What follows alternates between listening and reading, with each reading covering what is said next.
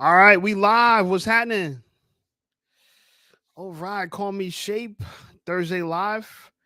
Appreciate everybody tuned in. Little technical difficulties, but we rocking. We rocking. A lot of stuff to talk about. A lot of stuff to talk. Oh damn, where I put my phone? Gotta make sure I got my phone. All right. Um, what's going on? What's happening, people? So look, one of the things I definitely want to talk about, and it's a story that I'm going to do a video on, but I definitely want to talk about Ebony K and the fact that she is now officially pregnant. Well, I guess she's been pregnant, but now she's showing off her pregnancy uh, photos, showing a baby bump. Right, so definitely want to talk about Ebony K's baby bump, which is fascinating, because she's calling it single mom by choice. Which, by the way, I don't think she's a single mom by choice. I think she's a single mom because she has no choices, and that's no good choices in men. But we'll get to that. I also want to talk about the video that I dropped today. I dropped a really fun video today.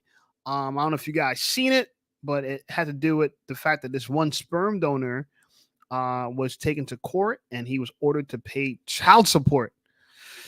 Whew. So for all those dudes that are trying to do something good and earn a little quick little buck, there's consequences to it. I also want to talk about black marriage rates. Seen a nice little article today talking about that black marriage rates. We have the highest rate of divorce, which is very fascinating. So should we really be swirlers, or what's going on? What's leading to that? And we know that women, in the whole, no matter what race, have a huge hand in divorce. So we're gonna address that. So for everyone that's new here, please like the channel, like the video, subscribe to the channel if you're not subscribed. One of the things I like to do on my channel in particular is talk about the issues affecting the community, not just the black community at large, but I do make special reservations for the black community because I am black. So that's like the standpoint I could speak from, I guess you could say. And it's what I'm familiar with. But I talk about dating as a whole, and I also talk about health, and we talk about wealth, right? The three things you need in life: happiness, health, and wealth. And you're going to get happiness from family, uh, close relationships. You're going to get wealth from the hard work you put in, and you're going to get health from your diet and your lifestyle. So those are the three things I think are important in this world. And so you guys know I cover it. Also, in the live stream, I also want to let you guys know I let my callers call in. Okay, callers get to call in, help me run the show. So please be patient. I'm gonna put the link to the live in the chat shortly. You guys can definitely call in, help me run the show, have this discussion, and we'll get right to it. David said 9 p.m., but what time zone? I always mix this up. It's Eastern Standard Time. Eastern Standard Time. So thank you, brother. No, don't get it mixed up. I'm on the East Coast here in Jersey, next to the greatest city in the world, New York City. So thank you, my brother. Roy says peace. What's up, my brother? My brother? Peace, love, and tofu grease, right? Because I don't eat chicken, so I can't say chicken grease. I'm gonna say tofu grease. All right. So one of the photos I want to share, and let me see if I could. I gotta definitely send this to my computer. So let me do that right now. But let's share this photo. Oh damn. This the new MacBook Pro that I bought. And I'm thinking about doing a review on it because it's just so good that it needs its own review. Jesus Christ. Um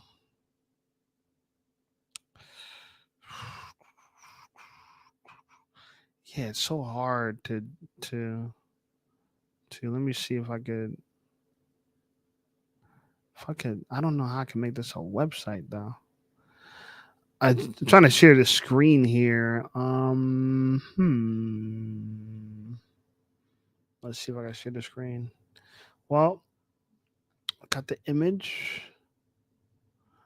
Let's see. Hold on. Uh hmm.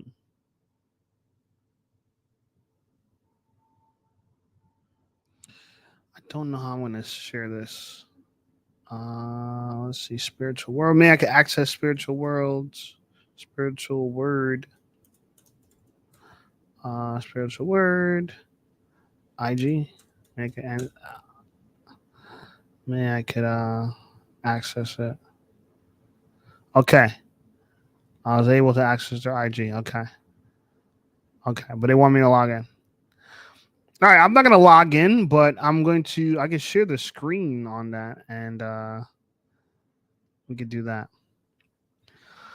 All right, so I don't know if you guys can see the screen. It says black couples have the highest divorce rates in the U.S. this year at 30%. Second comes Latinos at 18%, which nearly half, and white at 15%, which is half. Which, by the way, I think this is a huge problem for our community. One, because all women marry at the least rate in the country to begin with, 25%, right? So only a quarter, 1 out of 4 of our women will marry in their lifetime. So the fact that divorce rates are higher, that means even more black women are going to be unmarried. And when they say black couples, to me is almost suggesting that couples out biracial couples don't divorce as much, which, for all the people that don't like the divestors, such as Dr. Umar, is it Dr. Umar Johnson? That's his name, Dr. Umar. Um, he's not gonna be happy about that, right? But we ain't no fixing that. But black couples are divorced at a high rate. So look, I'm gonna read the article a little bit. You guys can't see it because I can't click on this unless I log in. And I don't know how to log in without exposing my passwords and stuff. All right, let me read what it says in the article here because I kind of read it. So I'm gonna read it to you guys, and you guys are gonna tell me what you think about it because I thought it was quite shocking that was a scenario and quite sad too, man. I don't want to see black people getting. I don't like to see us at the bottom, right? I want to see us striving at the top and definitely making our way in the world, not just being handed life like that. Not a fan of that. All right, so in the article it says black adults have the highest divorce rate and the lowest marriage rate, like a double whammy. Okay, and someone type that up in the chat so I could. I'm gonna pin that comment. Black adults have the highest divorce rate and the lowest marriage rate. So somebody pin that in the comments so I could. Someone type that in the comments so I can pin it. Then it continues. However, according to the research, they also marry at later ages, 32 for men and 31 for women. By the way, I'm 36, and I'm not married, so go figure. Black women are the only group among other races with a number of divorces higher than marriage rate. Wow. Let me read that again. Black women are the only group among other races with a number of divorces higher than the marriage rate. Golly. In 2018, there were 31 divorces among the black population and 13.3 marriages per 1,000 people. So there's more divorces and less marriages amongst 1,000 people. Black adults also make up the largest share of the never married group. Notably, 79% of 25 to 29-year-old black women and 18% of 55-year-olds will never marry as of 2016. Notably, 79% of 25 to 29-year-old black women and 18% of 55-year-olds were never married as of 2016. Wow. Wowzers. Okay, so Roy, I appreciate that. Black couples have the highest divorce rate and the lowest marriage rate. And guys, what do you think about this? This is tough stuff, right? Because, and I'm gonna read some of the comments in here because I think this is very telling.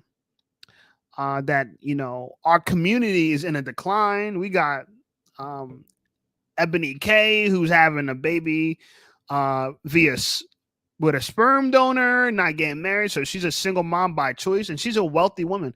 A lot of women are boss babes, but it's hardly we're gonna find someone a bigger boss babe than Ebony K. So it's crazy. It is crazy that black women are. Their divorce rate is higher than their marriage rate, right? It's just nuts. It doesn't encourage me to get married though. It doesn't, marriage is dangerous no matter for men, no matter what race you are. But Jesus Christ, right?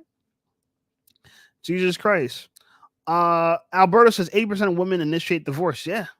And 90% if they're college educated. Go figure, right? And women think, oh yeah, everybody wants a woman with a degree or whatever. Yeah, if we want to have a higher chance of divorce, we want a woman with a degree. It's not a great idea. So yeah, I don't know what to make of this. As a black man, I feel like I could do my part and marry a black woman, but we got to change the marriage laws in order for me to do that. I don't want to sound like I'm self-serving, but I'm not going to hop on that blade just to increase the stats, you know what I'm saying? Improve the stats. Hell no. We got to make marriage more favorable for men, especially men who plan on being successful. Like I plan on being very successful. Not that most people do. I'm sure most people do. But I feel like my trajectory is going to be a very successful man. And I'm very concerned about marrying a woman in general, let alone a black woman. So go figure. But because black women are getting divorced more, I'm gonna put Roy Bay's. I'm gonna really highlight this. Black couples have the highest divorce rate and lowest marriage rate. Because black women as a whole have the highest divorce rate, it makes you second think like, Jesus, should I really be marrying amongst my own race if I'm scared of divorce to begin with? Black women, help me out. If there's any black women in the chat, defend this. How should black men look at this statistic, and how should we reconcile it? Because this ain't good, and I'm not one of those black men that don't find black women attractive. I find black women very attractive, but I don't know what to do about this information. I can't see a positive side to this. And I wish Kevin Samuels was around, because he would have been he would have went in great detail about how this is completely awful. Yeah, so that's that. So I also want to talk about Ebony K, right? And also, guys, I don't know if you've seen my video that came out today. By the way, I've been dropping videos every day. This new MacBook Pro makes it so easy for me to my workflow has improved so much when I'm producing videos. It's unthinkable. It's unthinkable, But yeah, so guys, stay prepared. I know it's a lot of material coming out from my channel. I get it, but it's all good. It's all good. And so just one a day. I was talking to Jack today, and Jack was like, man, if you could crank out 2 a day, fuck it, do it, And I think I can, but let's see how this 1 a day goes for now, right? Because the weekend's coming up, and I'm not gonna have time on Saturday to produce any videos. So that means tomorrow I gotta produce 2 clips, one for maybe even 3, one for Friday, Saturday, and Sunday. So let's see if I could bang that out, man. I'm a G. But I tell you what, the video I dropped today, I knocked that out in like 2 hours. Crazy. Shout out to this MacBook Pro, man. Shout out the MacBook Pro. The M3 Pro. I got the silver one. I know the black one's hyped. Everyone likes the black one, but Jesus Christ, no racism, but yeah, you know what I'm saying? Fuck, I got the silver one. The silver one looks nice and clean. Berto says it's cheaper to keep her than divorce. It is. And it's just cheaper not to get married, to keep it real with you. You know what I'm saying? It's cheaper to keep her unmarried than divorce her altogether. Berto says, I saw a top 10 jobs people are likely to have a divorce. Please let me know. I know when it comes to women, I know nurses are in there. I'm sure doctors are in there. What else is in there? What else? What else is in there? I'm really curious to find out about that. We're going to figure that out. I'm sure it might be some other stuff we ain't fans of. Brother said new videos were straight up gas. Thank you, brother. I appreciate you. You know what? Don't thank me. Thank this new MacBook Pro. My workflow is, and you know what? I'm the kind of dude that I could take my time with stuff. Like I could, I bought the MacBook Air at first, and that shit was crashing. The brand new one, it crashed once, but then from there, it did have a little bit of lag in the performance. But this new MacBook Pro, 18 gigs of memory, which is RAM, 512 storage, which I don't even use. I use an external hard drive for saving my files and stuff. And yeah, you just can't beat it. M3 Pro chip, 11 core GPU, I believe, is out of here, bro. Like I could have the great thing about having a computer this powerful. While I'm editing a video and exporting it, I could be working on a thumbnail and have both of those things running, no lag in either one of those, which I didn't need. I don't, I could technically do one at a time, but because I have the luxury of doing both, it just really, really makes my workflow really good. Has anyone seen my video from today? And I know Alberto's commenting on it. Has anyone else seen the video from today? And how bizarre is that, right? The sperm donor was taken to court and forced to pay child support. And a story that seems unbelievable, but when I did my research, I found out that it's very probable that even if a man donates sperm, he could be held liable for a baby he essentially didn't want to have. Which furthers the point that black men, we got to be careful. Black men, white men, all men. I'm saying black men, all men. We got to be careful. One, I don't think anyone should donate their sperm. I don't play them kind of games. They might have sold someone else a dream that's not your child. You're giving someone else the blessing of a child. You're giving someone else the blessing of raising your child. That's what you're doing. And you're punishing your own child. And I want to talk about that for the Ebony K thing. When Ebony K says she's single mom by choice, well, guess whose choice is forgotten? The child's choice. The child don't want to not know her. She don't want to be a donor baby by choice. Right? Now, ain't nobody want to be a donor baby by choice. Yes, I know the father played a role in that, but that sperm never has to fertilize with a woman if women don't use these things, but women use this technology, and there lies a problem. There lies a problem. All right, I think I said what I need to say. I'm gonna put the link in the chat. You guys like the video. I definitely want the video to do well, and I think it will. But I'll put the link in the chat. If you guys want to hop on. Remember the rules is no profanity. I don't be arguing with my guests. I never do, but I guess I should say that anyway. You gotta, if I don't know you, you gotta cam up. For my regulars that I talk to, it's all good. If I don't know you, cam up, wave your hand inside the queue when you get in here.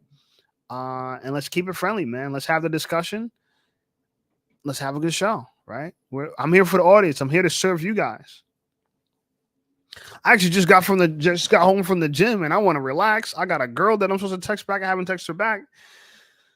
This is what it means to be running around like a chicken with your head cut off, just really trying to get to it.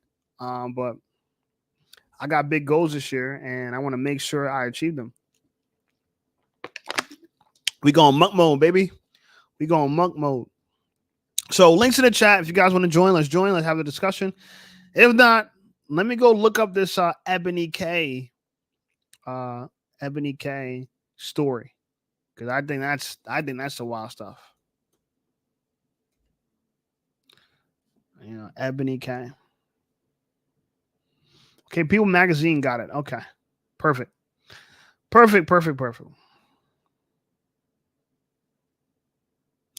said check the link. What's wrong with it? It ain't right. Let me see. Looks like it should be good. It ain't right. I think it's good.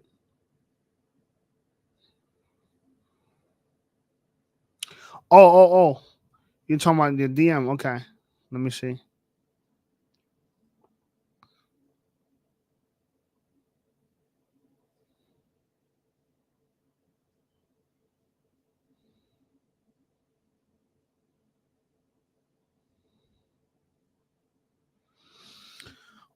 You talking about the Single and Ready to Mingle? Tokyo's metropolitan government is set to release its own government-funded dating app.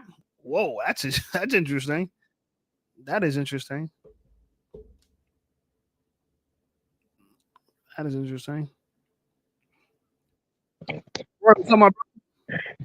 Peace, King. How you feeling? I'm feeling good, man. How you feeling? Where you calling from? NYC, Bronx Nation. We in the building. Hey, shout out, East Coast, baby. I'm from Jersey myself. How'd you And hear about the channel? I mean, you know, so I'm tuned into the algorithm with everybody and everything. Okay. So when these topics come up on Mm, YouTube, it's all like a part of the salad bowl. You know what I'm saying? So we just start seeing things, hearing things. Whoever is speaking on um these kind of topics, and if they're speaking toward our concerns, right. which is our core value, Right. Right. Right. so I take our subscription right away. Boop, support. You know what I'm There you saying? go. Appreciate you, bro. Yeah, I support. I support. I support what I believe is just right. To be honest with you, I don't even want to call like men right or men's right or anything like that. I just believe that a nuclear family is the best thing for our children, and I think what a lot is going on right now is to destroy that. Right? They're taking fathers out of the home. They're making the mother seem like she's the father and the mother. So yeah, I just think that there's a lot of hell raised by that. What do Well, you you think? know something? Go ahead.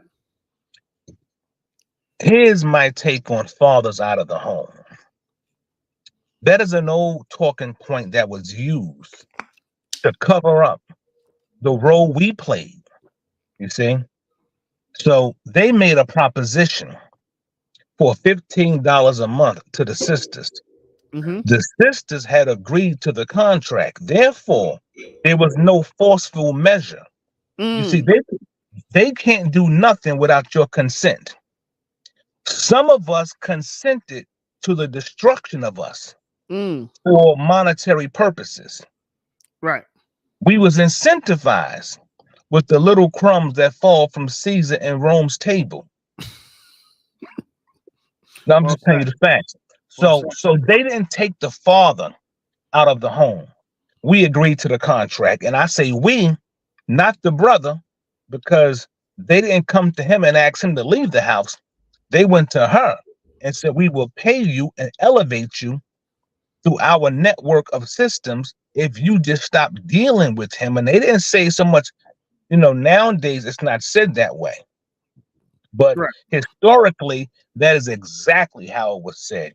And there's Mm, an elder, a few elders who speak on this issue back in the 1940s when they came to our communities and they gave us $15 a month, you know, to the sisters and whatnot. You see, uh, you have to understand the psychology of the so-called Black community.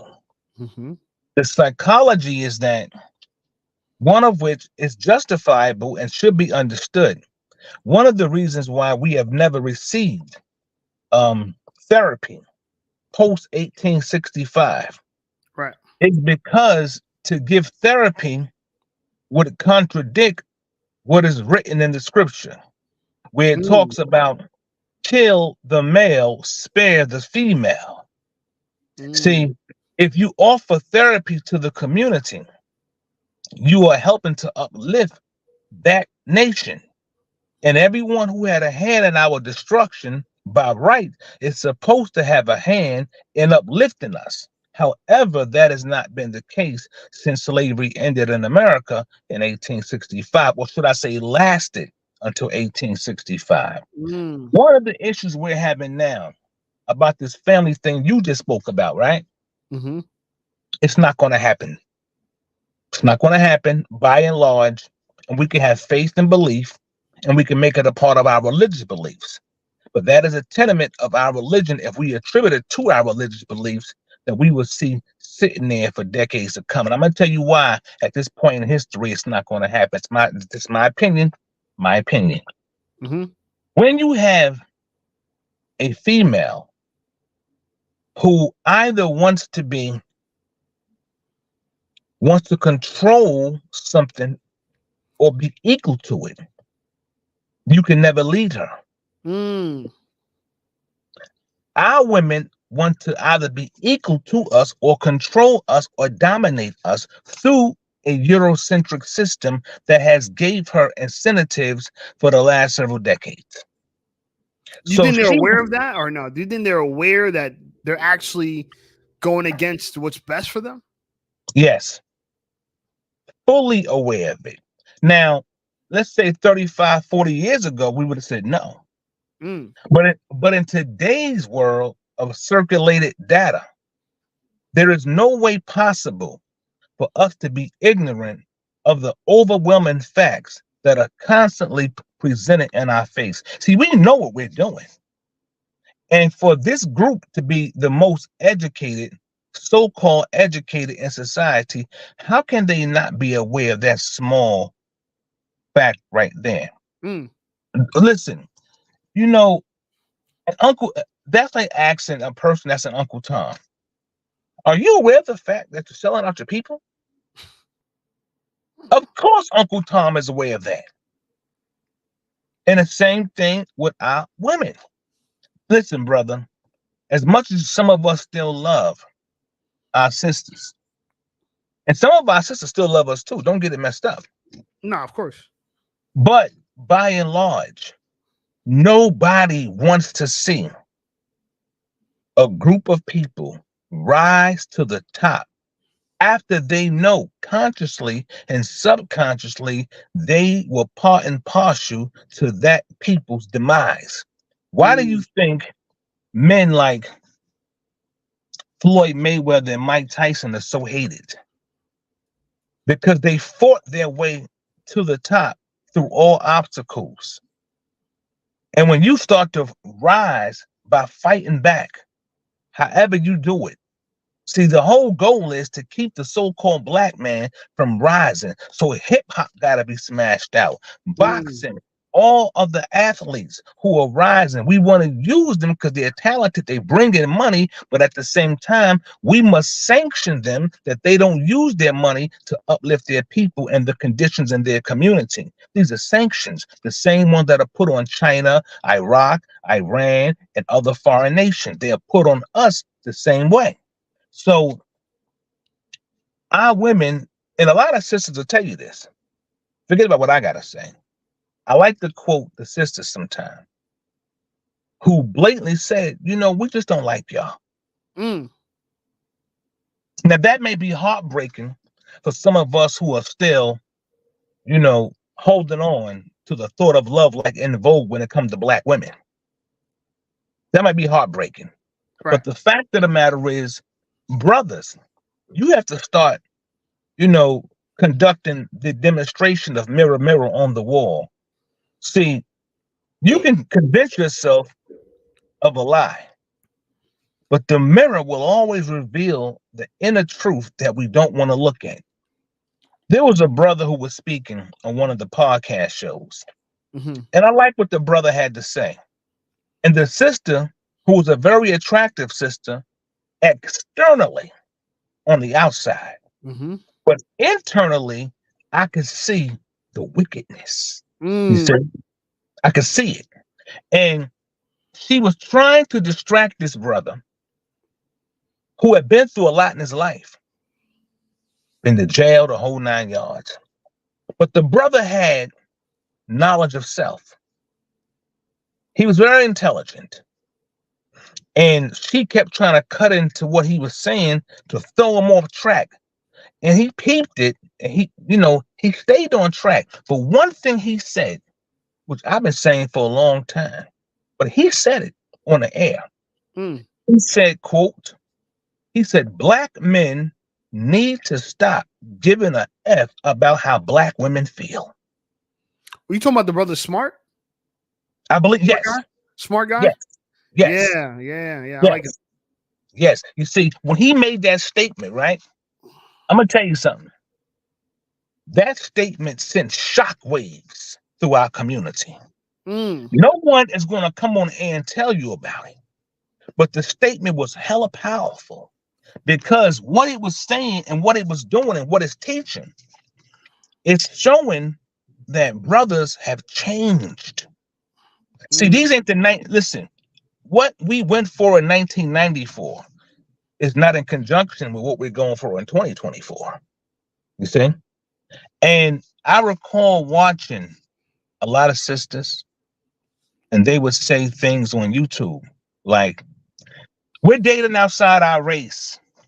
You know, what they're trying to do, they're trying to holler at white men to get white men to come and check for them. Brother, let me tell you something. and to the sisters who may view this footage later on, and the brothers as well, the white man don't want the black woman. I try to Listen, tell them that, bro. I be trying to tell them. Some of them, I'm not saying like exceptions, but they're really listen. exceptions. If the white man desired the black female, he could have had more of her during slavery and even after slavery. He has never been without an opportunity since slavery ended when he couldn't have her. See, he don't want her. The only men who really want sisters are brothers. I was talking to a sister yesterday, and because I was watching the Kendra G show, I was laughing at what the young lady was saying, and I shared the footage with a sister sitting next to me in my chiropractor, so doctor's office. And I said, sister, you understand that 85% of how black women feel about themselves with regard to their self-esteem is centered around and rooted in the attention that black men give black women. You understand that the world of man on this planet is not coming to check for, redeem, or resurrect the African-American female. No one is coming. The cavalry is not being sent out to recover your lost feelings. The only one who is checking for a sister is a brother. And that is because we have a natural inclination through knowledge of self to love self. So we continue to try to reach for her in hopes that she has not psychologically gone that far off the radar that she cannot be coached back. You know, I want to stop you there. Now, you actually make a great point. You said it's love for self. And they scream, they're trying to say, I'm going to date outside my race. But on the flip side, the current notion is if we date outside our race, we hate ourselves. It's self-hate. Good point. Right? But when they date outside their race, they love themselves and they're concerned about their best interest. When we date outside our race, it's self-hate, which is wicked. I agree with you. This is great wickedness. Well, you know something, family? I'm going to tell you, man. 3 things must be excluded when dealing with the vast majority of our sisters. 3 things. Number 1, because see, our sisters love to deny you access to something. Number 1, do not desire her respect for you. That's number 1. Number 2, do not have faith in her artificial femininity. And number 3, your biggest struggle, remove your male organ from her vagina. This is the only way that she will hear you. We don't, you know, it's funny. That would be a nice thing, but I think the last thing you said is going to be one of the hardest because, well, let's keep it real, man. You know what I'm saying? They say it's like self-hate, but we all love that black booty, man. Now, here's the problem. Booty, that twerking booty, bro. That twerking booty, which is essentially, you know, the emoji of black women at this point, right? Is that twerking ass, right? It's kind of the emoji of black women. Anytime you see twerking, you're thinking of a black ass. Or if you hear about it, right? You're not thinking about a white girl twerking. Maybe I'll tell you what I've done. Yeah. For the last year and a half, maybe a little longer now, I have made a large part of my thought process and even my actions of sexual interaction with her male celibacy. See, psychologically, I have started to, how's that saying, extract my lust for her flesh up out of my DNA. And you see, better than me, my brother. Woo. No, listen. Okay. I'm listening. I'm not going to tell you this is just something easy because naturally I got love for my sisters. However, I know a lot of our sisters don't have love for us, and you'd be a fool to seek love from an individual when they don't have it for you. Once you start to remove, psychologically and socially remove the thoughts, that you have for her that are positive, and your emotions from her, listen, a female can sense this thing faster than the speed of light. And this is why they came on YouTube and confirmed that black men don't worship us anymore. See, the anger that we are feeling from their combative rebelliousness and disrespect and their hatred for us is showing up all over the place, and they're seeing now a difference. This ain't the same brother that they've been dealing with, say, since 1950s. This is a whole new mindset, and I'm going to give honors to the Godfather, KS, in the building, Brother Kevin Samuels. His impact will forever be felt moving forward in the future, and his impact is felt in the present. See, what he did, he unified a collective consciousness of brothers and gave them a voice. And when that voice came, it was wisdom that the sisters could not resist nor contradict. And this is where we are at now. It's not about, listen, brother, you was talking earlier about the marriage rates, right? The marriage rates in our community, we've always married sisters, even though they said we've sold them out. And as soon as we got some money, we went to a white girl. These things are just not true. She does not know how to express her jealousy, her envy. Listen, brother, she does not know how to express her jealousy, her envy. No other way but to be unaccountable and point the finger at yourself, to blame you, so that way she can, soothe her emotions. She knows that she's a problem. I'm gonna tell you a true story just happened recently. One of the young ladies I was dealing with, I had to let her go because of my principles as a man. And she said, well, can we still have sex? And I said, no. She said, why not? I said, for what? She said, well, to release. I said, if I go back up in your body, you won't believe a word that I say. I said, in order for me to make my word flesh, I must remove my flesh from your flesh. So now you would take a man serious. I said, y'all think that this little sex thing is going to keep on winning over you.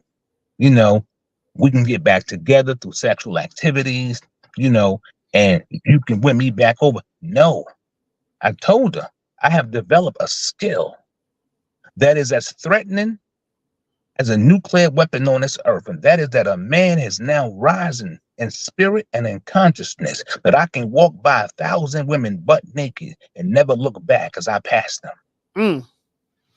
Yeah, that takes internal strength. Let me ask you this.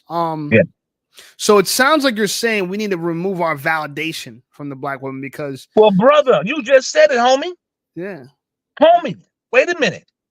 This is what I'm trying to tell you. Brother, you got so much power. You don't even know. You got so much power. Remember, I told you, 85% of the attention that a sister gets from childhood to adulthood is coming from you. Without male attention, her self-esteem does not rise. It is stagnated. See, men don't thrive off self-esteem. Men thrive off ego, the internal mechanism. A woman's self-esteem is external. It always comes through validation from the outside, never the inside. This is why they keep on, putting on makeup and hair weaves and BBLs, because she is validated from external principles. You are validated through an internal principle. That's why you're the leader. She's the follower. It's your world, God. It been your world. She knows that. Everyone knows the planet belongs to us. And when you start to reclaim it through your ancestral lineage, you start to come back into the fold of standing firm on your 2 feet, understanding the science. A lot of our women have chose to go to school. And let me tell you something too about the school thing. Well, I went to college. I just don't brag about it. Big deal. Big deal. We all Women did. go to college. Right. Sisters go to college. My sister just told me about 3 hours ago on Facebook that black men was intimidated by black women. Girl, if you don't go knock it off and stop this madness. Where did they get that BS from, man? What in the world?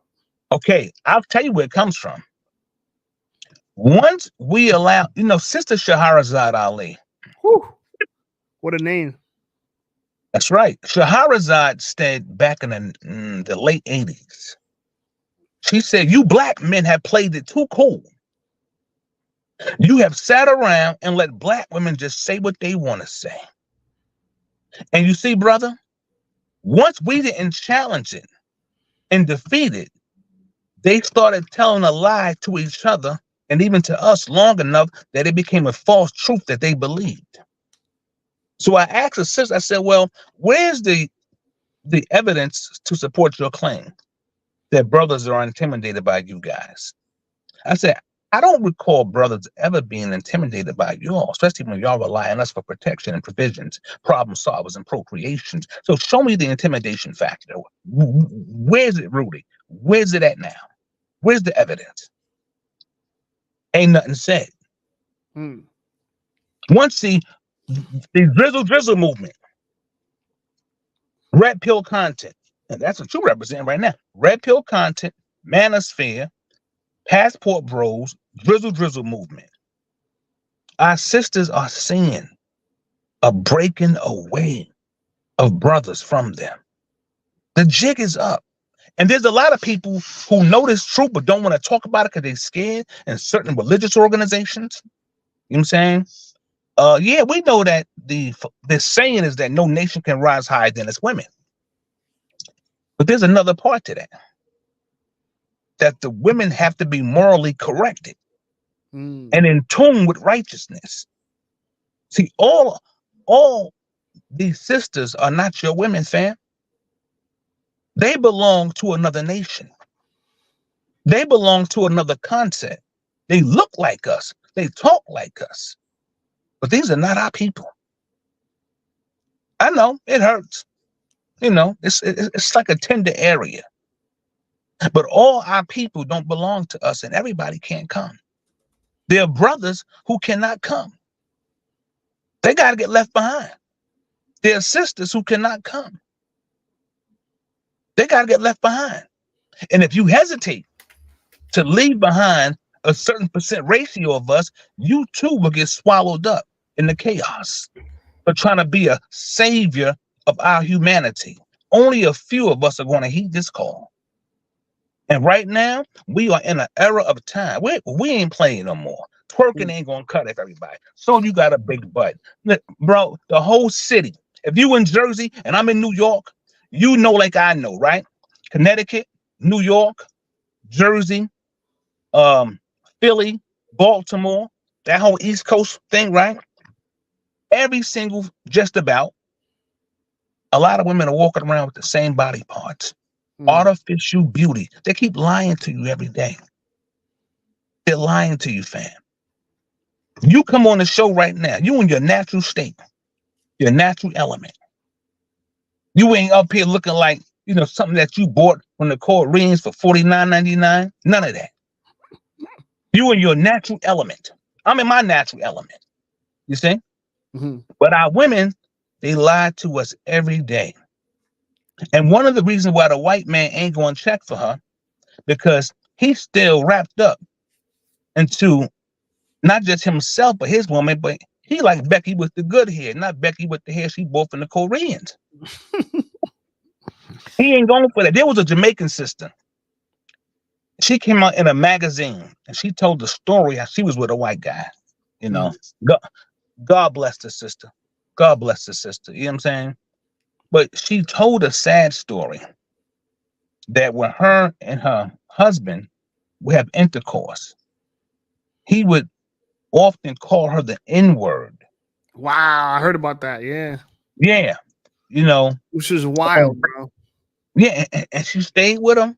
She stayed with him. Now check it out. Check it out, right?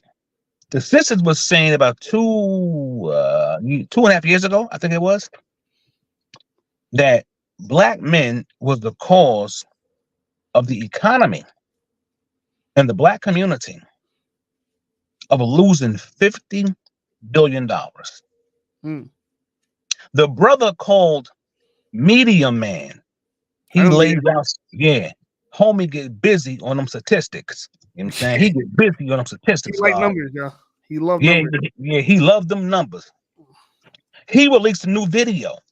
And in the footage, the brother was saying that new reports have surfaced, reports that yield confessions of racism.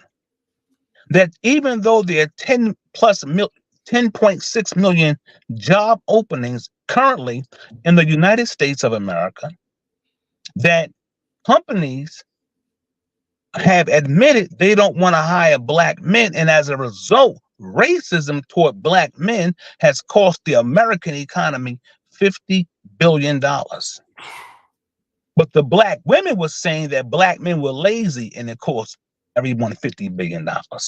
Hmm. You see, brother, you better start standing up for your truth. And I'm going to tell you something, fam. You cannot represent us. You cannot represent us if you are still chasing your male organ. Hmm. See, this is for strong men. This is for kings and gods. In order, now I'm not saying don't have intercourse with a woman. No, of course not. But what I am saying is that you have to take the sister's advice. Think with your big head and not your little and keep it in your pants. Now I'm gonna tell you, when the sister said that, they really didn't mean that. It was actually a talking point to attack you. Because the sisters know if brothers really start keeping it in their pants, then where does that leave them? You see? Without. Exactly. So, it's like a double standard there. It Let me sounds say this good. though. Let me say this because I'm gonna keep it real with you. A lot of the talking points of a brother like you or Kevin Samuels, I don't have those exact talking points. I spoke with Kevin Samuels on two occasions, and he Mhm. asked me. He said, "Man, why don't you?" He was like, "Why don't you do some work in the church? Like try to be in leadership," because he thought our conversation was good. And I said, "Look, man, I don't think it's gonna work. I don't think it's gonna work." And it's hard for me, and I'm not trying to show any divide in the black community, but let me tell you like this: I'm from my family. I'm from a family of immigrants. My parents immigrated here from Trinidad, so I'm from Okay. the islands, right? Okay. And we don't have the exact same black experience as black Americans, and we don't True have the that. exact same history, right? I met people from America or in the States, you know what I'm saying, who their ancestor, like their granddaddy was a slave, right? Right. Or you know what I'm saying, their grandma picked cotton or something like that. Like real people, like this is their story. They really did pick cotton and stuff like that. And I don't have no history like that I can speak of, right? And also I don't have the history of I heard black people talk about how when they're traveling through the South, their grandparents are traveling through the South with their parents. They had to only drive during the day, not at night. Like all these little experiences that you Yeah. guys Yeah. had Yeah. that collectively we know nothing about. Because in Trinidad, as long as we can remember, it's always been predominantly black. It's like being in Stop right there, you know what I'm saying? brother. Stop right there. I want to cut you for a quick second. Then you come back in. Go ahead. That's the difference. See, the difference is the European was all through the Caribbean during slavery. Right. But at some point, they chose to leave it to the people that was there. Right. But they see the so-called blacks in America and the Caribbean too as well. The death blow was dealt here in the United States of America. And I could agree. The death blow was dealt here. Yeah. The white man, or the so-called white man, if you will, they left the Caribbean island. But we were still here amongst the same people. And we still here today amongst the same people, right? Right. One of the reasons why they have never tried to deport the African American community is because we was here before they arrived here. See, all of us didn't come from Africa. Right. Some of y'all Native Americans, that type of thing, right? Yeah, like we was here. Go read the book. What's brother's name? I believe it's Ivan Van Sertima. They came before Columbus. Go read up on J.A. Rogers. Okay, we was in the country way before they even thought to set sail on a canoe. And Christopher Columbus, his writings will tell you that when he arrived on the shores, the first ones he saw were not the Indians, but the people who you would now call black. Okay, so when the slavery had ended, they made an offer to us, and some of us was to go to Liberia, and a few of us did, but the vast majority of us stayed in the country. And we dealt with the Reconstruction, which was after the Civil War, which ushered in the second coming of the United States of America with the 13th, 14th, and 15th Amendment. The 13th Amendment with 20 sections by Abraham Lincoln, which they killed him, and they switched that to the 13th Article of Amendment with 2 sections. And they brought in the 14th Article of Amendment in 1868 and the 15th Article of Amendment in 1869, which gave us the so-called right to vote. Shortly thereafter, a man named Rutherford B. Hayes, president, he was told by the Europeans in the South, if you remove the troops in the South that are protecting the Negroes, we will vote for you and make you president. He said, okay, then I will remove the troops if you vote for me. And that was the agreement. And I'm going to tell you, from 1878 to now, that was a dreadful time because that transformed the entire Reconstruction period. And Jim Crow kicked in, and that lasted for 100 years. Okay? 100 years. And we are still suffering under the 14th Article of Amendment. There's a reason why blacks in America don't get reparations. Do you know what the reason is? I don't know, because I know a lot of other cultures have received reparations, from my understanding. The Jews, a lot of other who? A lot of other cultures receive reparations. A lot of who? Other cultures? Yeah, exactly. That's one of the reasons. You see, you don't have to pay a people who have been stripped from nationhood status. See, culture is a way of life that alludes to nation. You don't have to pay a people who are still under the de facto name of Negro, Black, and Colored. You got to pay them because according to all true and divine records, there is no Negro, Black, or Colored people attached to the human family. That's number one. So teaches the prophet Noble Drew Ali. Number two, understand that in the 14th Article of Amendment, it ruled out reparations for so-called black folk. Oh yeah. So let me I want to steer this conversation to more modern, because I could see that we could do a history lesson with this, and you dropping some fire. I appreciate it. Yeah, man, that's some good. You got some good knowledge, man. Yeah. Shout out to you. But I'm really curious to hear someone with you, now that you painted the, you kind of painted the picture of where your knowledge, where your mind's at. I want to read this Ebony K article, and I want to get your take on it, because this is something I'm going to do a video on, and so I'm going to use your takes in the video because I want to just address it, not just from my purview, but from the purview of the culture, right? And I think I can say you speak for the culture. All right, so in this People's Magazine, it says Ebony K is pregnant. Real Housewives of New York alumni expecting her first baby, a girl, which she calls her remarkable miracle, which I think it's funny she said that, right? So I want to touch back on that. Let's read a little bit of the article. It says Ebony K. Williams, she's 40 years old. 40. Ebony K. Williams is getting ready for a new reality. People can exclusively reveal that the Real Housewives of New York City alumna and equal justice and judge equal justice and judge. Funny title for a judge.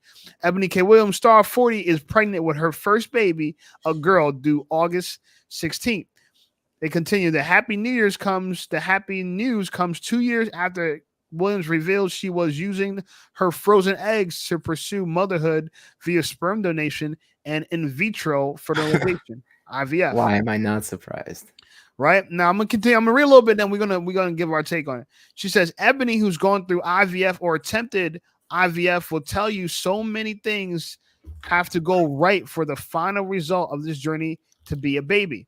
Williams says, that's why I've called this my remarkable miracle, because it really does feel that like I've been the recipient of some very enormous favor. Here's the word, from God above. So she made this a spiritual thing, which I think is very blasphemous of her, because I think she's pretty much calling the doctors God, right? And this is where we have really had the death of God in America, because now we're worshiping medical doctors, right? We're worshiping people who they don't have that historical significance of the history, the text of the Bible or any of the religious texts, but they have the prestige that people cherish so much, the social status of being well-paid white-collar workers, which I think a lot is why she said from God above. Anyway, she continues. Williams also says she's nicknamed her daughter One of One, a moniker that doesn't just signify how special the baby to be is to her, but also represents the luck she had to make her dreams of getting pregnant into a reality. I continue. I did one egg retrieval at 34, not really having a clear intention on it. And I would use those eggs of when I would use those eggs, or would I use those eggs, or when I would use those eggs. And 6 years later, that one egg retrieval led to one genetically normal embryo, which led to some successful embryo transfers and one pregnancy later. I'll soon have, God willing, one beautiful, healthy baby girl. So it really does feel like fate. Now, this is my take on Ebony K. Williams, because Ebony K. Williams is an attractive black woman, right? Let's be honest about it. She's also a successful black woman.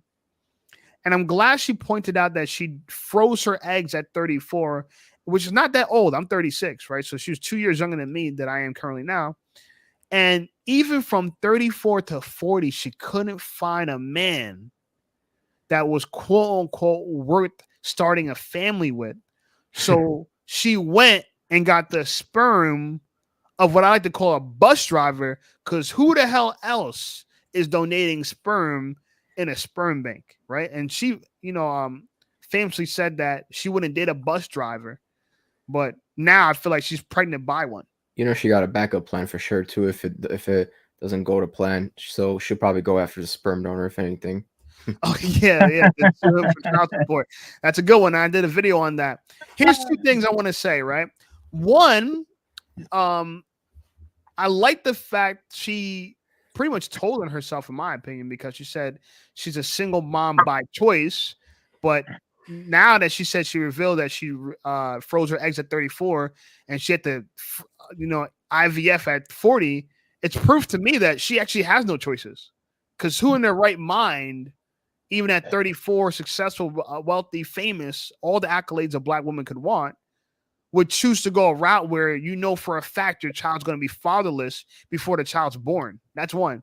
Two, unless Ebony K doesn't want to have intercourse again the rest of her life, now when she goes on a dating market, she's going to be dating as a single mom, which is going to be even less desirable than before, right? So two problems. One, your child has no father.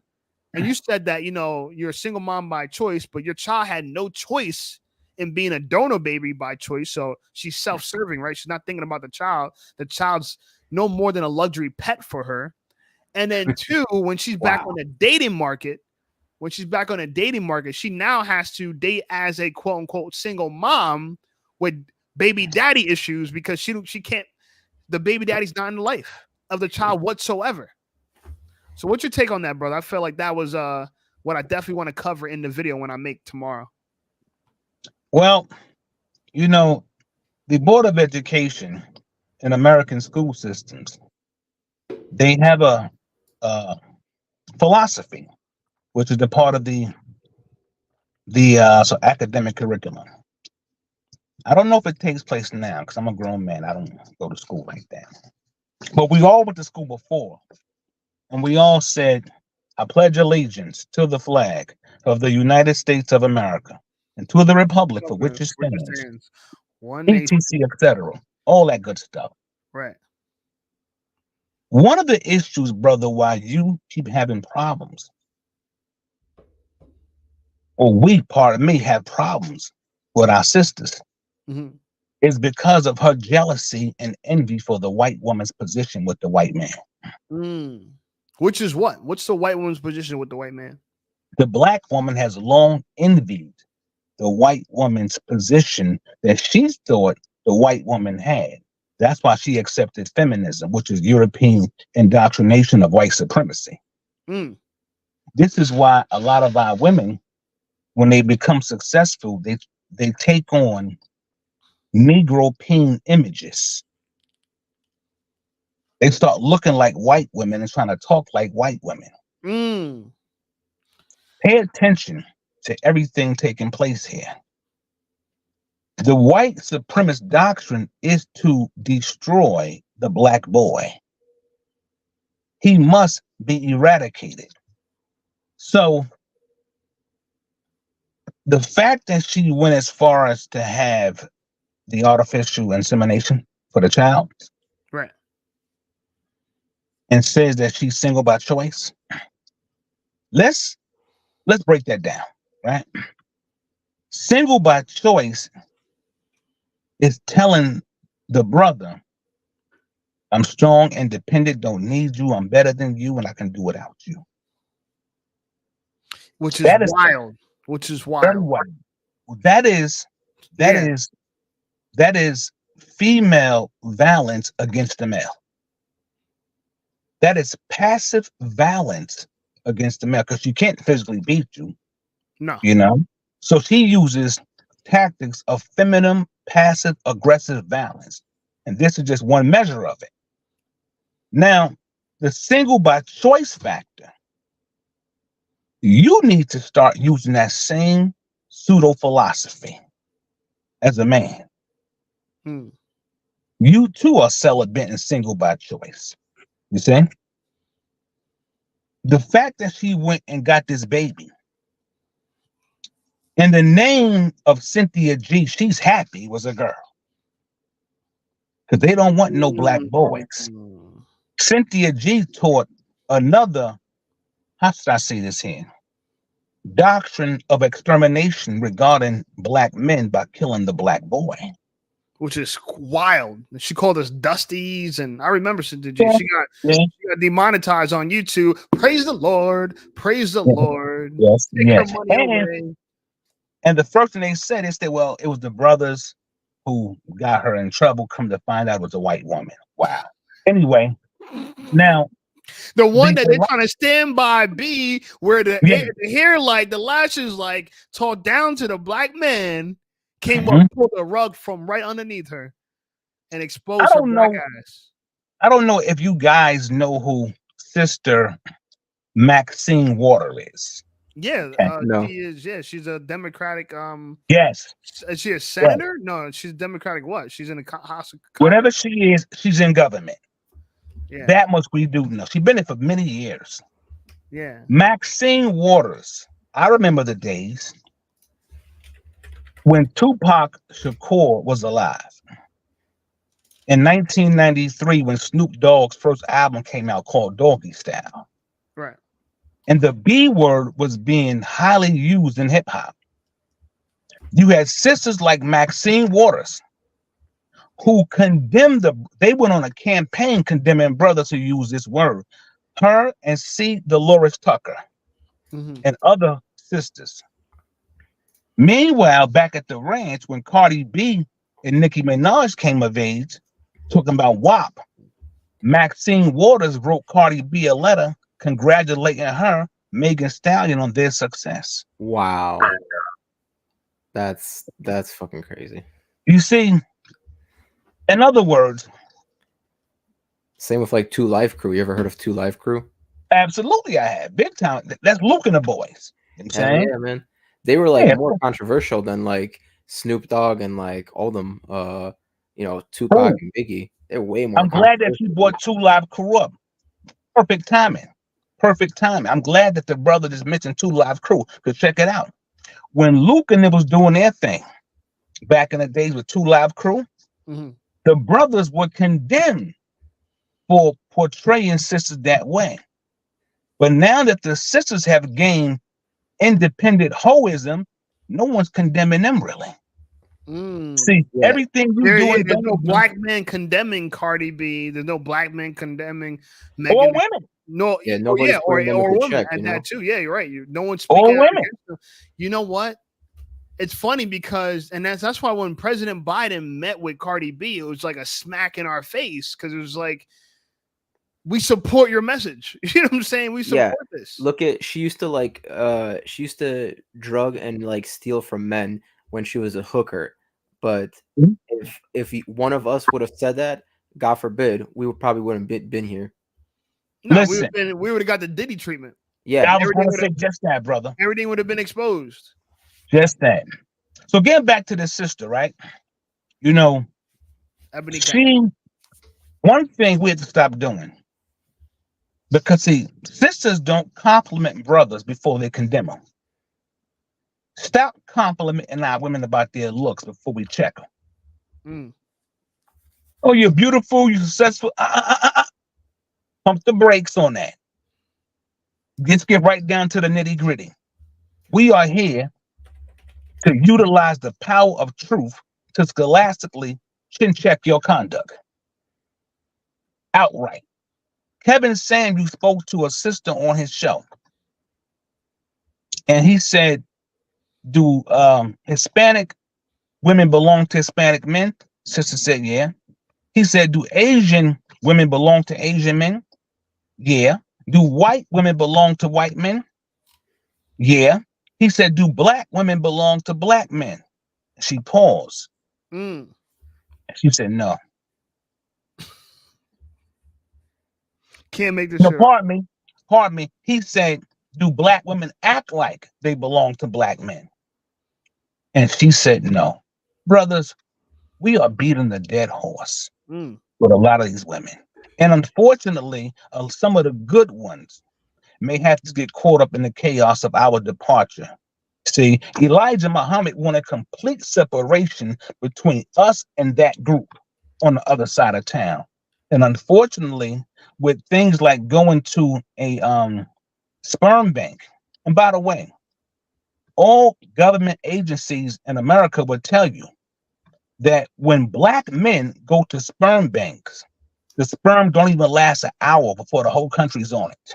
Yeah, because it's very rare. We have Right. one of the most highest in demand and least in supply. Exactly, most, brother.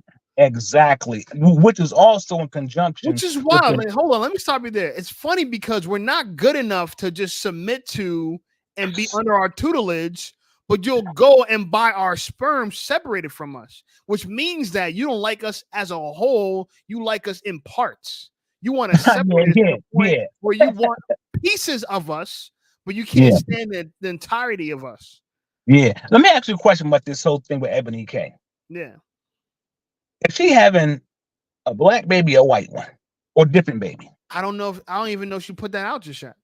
Okay, because see, now that's going to be a very telling.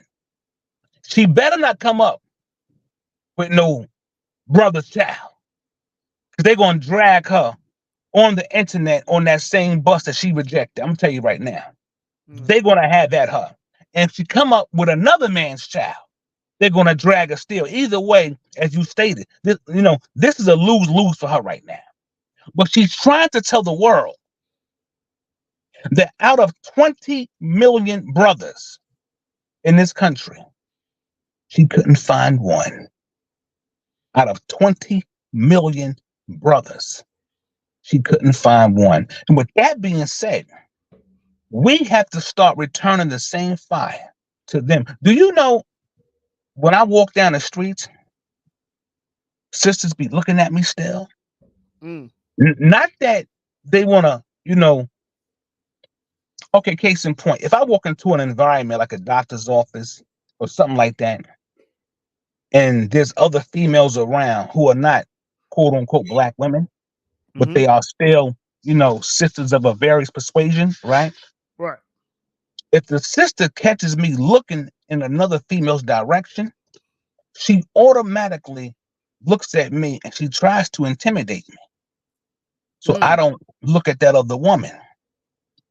If she see me looking nice, my clothes is nice, I'm well dressed. I caught a sister yesterday clocking me in Dunkin' Donuts. I go to Dunkin' Donuts. So I'm buying my coffee yesterday. And the sister's clocking my outfit. And I caught her. She tried to turn her head real quick. See, they always watching you. They always got their eye on you. Because by nature, she knows that you belong to her. And by nature, we know she belongs to us. You see? But she doesn't want to yield to you. And so she would do anything in her power to tell the world that her man ain't good enough. I had to go and get a fake, I'm not a fake baby, but another man's seed. Kendra Davis of the Crimson Cure, she taught us this. She taught that the black woman cannot escape the realm of the four P's. That is the black man's provision, his protection, his problem solving, and his procreation. Mm. She cannot escape it. See?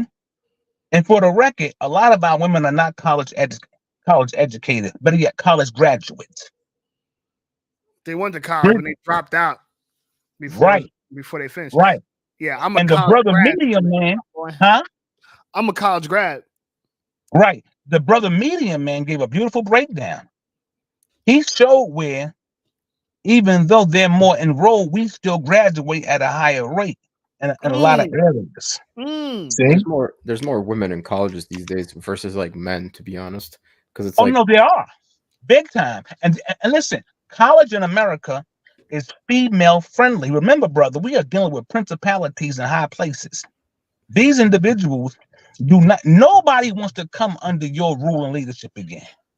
Nobody.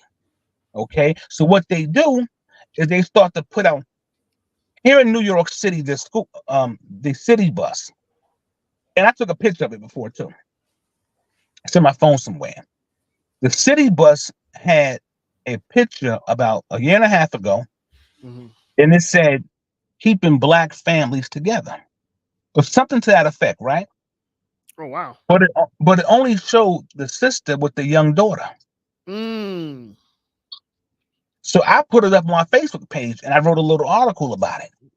You see, when Ice Cube spoke to Vivica Fox and Lisa Ray and them on Soul Fox, that podcast that the sisters got, and he said he was talking what he tried to talk to Joe Biden at that time when Biden was running for presidency. He tried to talk to the Democratic Party, right? And they said, well, we'll talk to you after the election. He had a plan for Black America, he said. He the went thing to the about it, Republicans, huh? I was gonna say like Ice Cube was very like a lot of his songs like in the 2000s were like you remember that song Gangster Rap Made Me Do It, like that had like a real Yeah, strong message. Like you could tell Ice Cube is kind of like fed up with it too. He wants to well, see change as well. yeah, see, Ice Cube has been a conscious brother from day one, even though he came from the whole gang life. See, keep in mind, brother, when you have a conscious brother that's involved in gang life, these are not really gangsters. These are past warriors who came back to complete their work that they didn't fulfill in the last life they lived. But that's another subject for another time. So when Ice Cube said that he spoke to Donald Trump and them and said, I have a plan for Black America, the Republican Party said, yeah, well, let's talk about it right now then.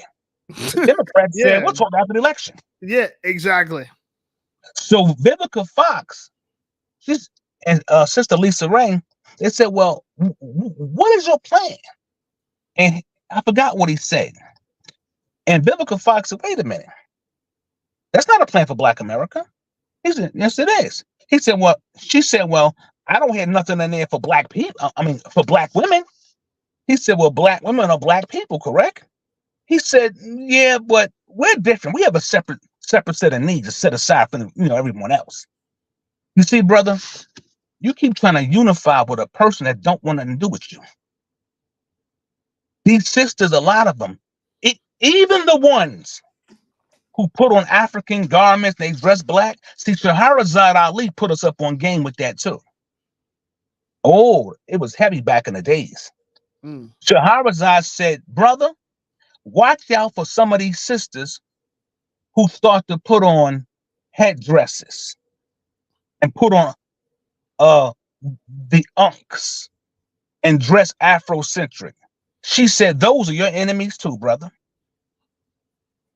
She said, they're here to fool you. He said, don't believe them either. Go read her book, The Black Man's Guide to Understanding a Black Woman. I never knew about this book, and like I said, my dad's not from this country, so it's not something that we're familiar with. But this is why I feel like Kevin Samuels is so invaluable, because he was talking about these things that if you didn't know the historical context, he brought it to light. He talked about the color purple. I heard about the movie, never seen it. Never seen it. You know what I'm saying? I did not find out about Kevin Samuels. I think like in 2022, that's probably when I actually found out about him, and like I was pretty addicted to his content all the way to yes, brother. Away. Yeah, yes, we never seen anyone. I told people, and people don't believe it, but I said he's like, to me, in my opinion, people are like, oh, you're crazy. I think he's Martin Luther King, Malcolm X level of importance, and people don't see it that way. But I was like, yeah, because what black man has talked about our issues with amongst the family, and see, we've talked about issues outside the house, right, against foreign enemies and stuff like that, but not inside the household. And he was putting those like women he was putting them in check. Like the thing is, like some women, they don't like to get checked. Like, that's why a lot of them like will go for like the bad boy, because they won't, they'll just treat them like shit, and they won't put them in check. They won't challenge their opinions. They won't challenge their feelings, Right. Look, to the sisters who may view this footage sometime in the future, we brothers are fully aware of the decent sisters that we do have amongst us. And we want to thank those sisters for their support and their understanding. And those are the ones who we are still going to reach back for. Those are the ones that we still want to cherish and love and, be willing to give it all for. We don't want those sisters to be dismayed and to think that our conversation here today is against them and their positive efforts to understand and support the plight of us. And what we are trying to do as brothers, not just in America, but in Europe, the Caribbean, and on the continent of Mother Africa. We know we got good sisters out here who are real and valiant. However, it's the other bunch whose voice is a little louder than some of the good sisters. And these are the ones who are getting all the highlights and the attention. And we have to shut them down because they are working against our greater good. Getting back to this sister, Ebony K. I was just asked by a sister recently, because I'm an entrepreneur, right? And I own my own business. And a sister asked me, she said, well, once your business really get going to that big level that you're trying to push it to, she says, you can make me the same kind of business owner. And I said, I beg your pardon? She said, yeah. I said, no. I said, why would I, as a brother who was working from the grassroots level to come up against all odds, so quickly want to make you my economic equal? I said, when y'all get 50 cents out of a dollar, y'all flip and turn on us, don't y'all? I said, I thought I told you before, young lady. I said, I thought I told you before that I am not in the business of financially empowering our women. I said, if y'all want my leadership, then you have to watch me lead and let me lead. As you say, we let you lead. You never let me lead. I said, what's going to happen is this. If anything, I'm going to do what I got to do. to do better for myself and to build myself up. And you will be subject to my dollar, since all you want is a man's money anyway. Mm. And she looked at me like I had two heads. I said, don't be surprised. Don't be surprised.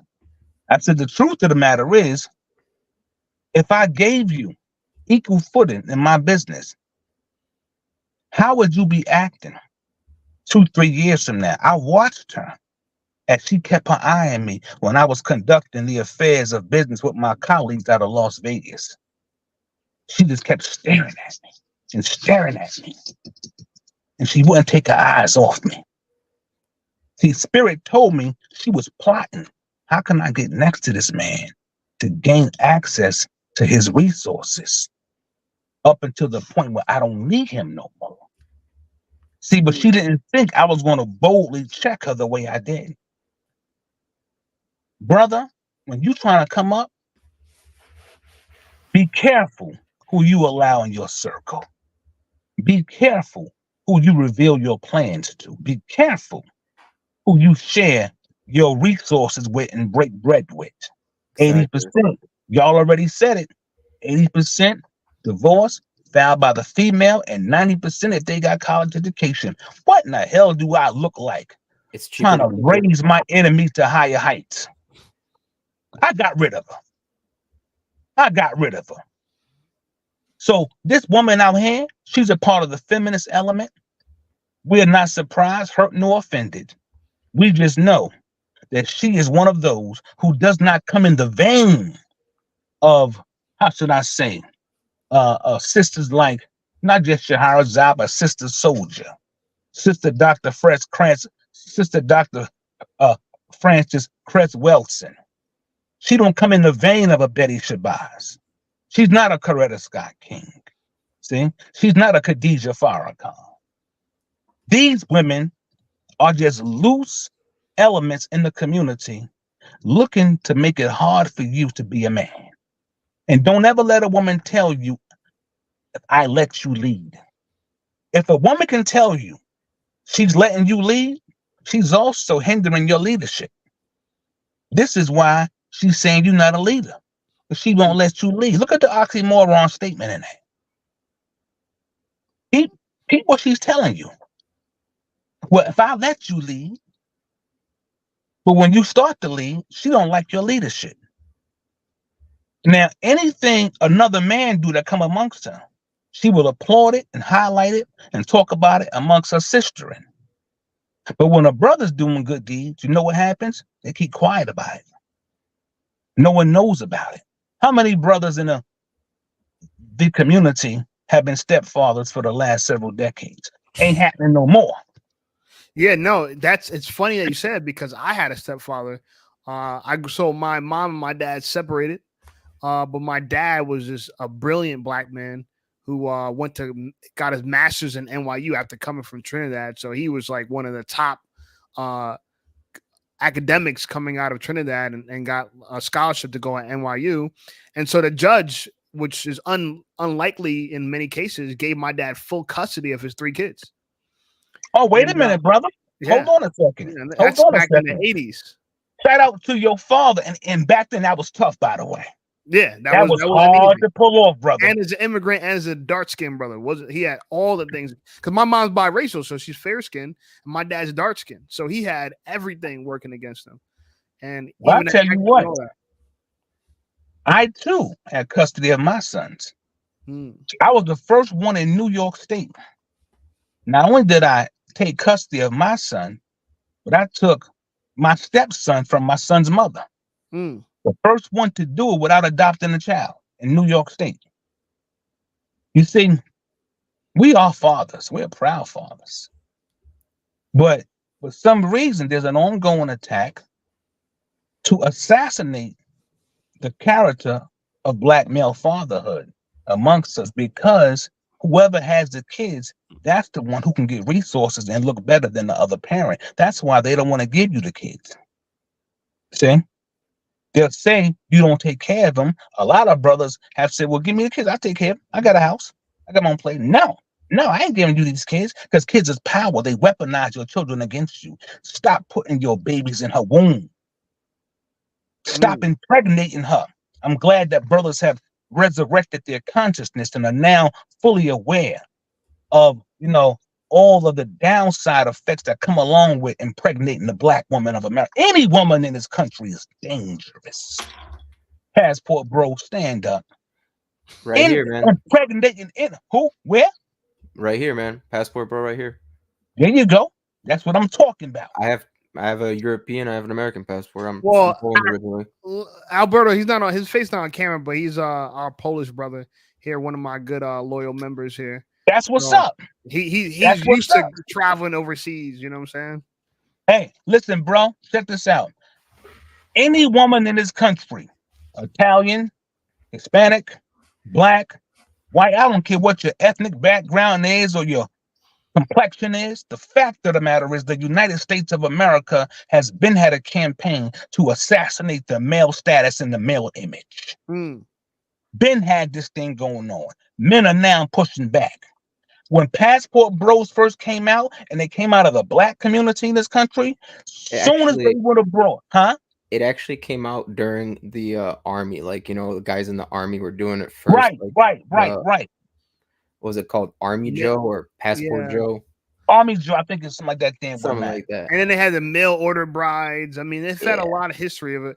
But the modern day Passport Bros is associated with black people for some reason. I don't know why. We get the most flack for doing it. That's why we get the most shit for doing it. But here's the deal, though, right? Not talking about those brothers who was inside the military forces. No, that's a little different, even though the concept is similar. This thing here it takes on an animal of its own. And what I mean by that is that once this Passport Bro thing happened here, and the talking points couldn't shut it down, you know what happened next? I said, this thing will soon go political. And it did. Once they started to talk about it in the tabloid sheets in America, first it came out in a few miscellaneous articles. Then as soon as Fox News hopped on it, I said, that's it, it's over. It's over. Fox News jumped on it. CNN jumped on it. You see? Major media network corporations are now speaking on this issue. And yet, wait. Sorry. For the brother right here, you know what really crushed it? When white men became modern day Passport Bros. Forget the brothers right now. When the white men jumped on the Passport Bro ticket, it silenced a lot of sisters because they were saying only black men do this. And so when the white men came, go ahead, brother. It's once this happened, it's like some women here actually started to acknowledge their privilege that they have as women, while some of them still did not want to acknowledge that what they have. Because like you see in the West, women have a lot of privileges over us. Like you just noticed how like majority of the time they get custody of the kids, they get whatever, half of your shit, or they can go after they can get child support from the sperm donor. Like we can't do that. No. Yeah, look. Another good video. One good video this is from 2016. It was called 36 Answers for Feminists. It was by Dr. Shame, and this was kind of like, no, his name was Sham, but this was kind of like before the whole RP movement or whatever took off, and he was kind of like saying this in 2015, 16, and people were like, whoa, he's kind of like, at first they thought he was crazy, but look where we are now. Look at that. I'm gonna send you the video shape. Yeah. Listen, check it out, right? So I'm seeing more and more of white brothers who are speaking up all over the country on the very topics and issues that we are confronted with, right? And it really hurt the sisters because they saying, damn, if these white guys have sort of joined the Passport Bro movement, that sort of like throws a monkey wrench into their jungle of apes. See, they can't go out now and say I'm swerving and whatnot because white men have been catching hell from white women.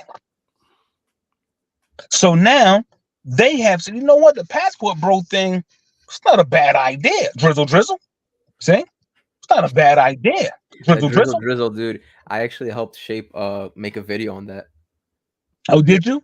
The Yeah. soft guy. Yeah, he told me. I didn't know about that. The soft guy era where they were making, essentially mocking black women and women in general of all the ridiculous things they want. And it's, yeah, you know, it's funny that you're talking about this, Roy, because there is a movement of, you know what, we're not taking this anymore. We're not gonna take it. That type of thing, you know. Yeah, yeah. It Doxy basically Trash kinda says like, lots of the brothers and the Teamsters Union are retiring and becoming passport bros. Some losing half their Ooh. pensions to ex-wives as well. Yeah, yeah. And guess here's the reality of it though. You get so much. I don't personally. I'm not a passport bro just because you know I want to keep it real with you. I do very well with women in America. I want to just tell the truth. I don't even want to lie about it. But you know, I'm 36, no wife, no kids, for good reason.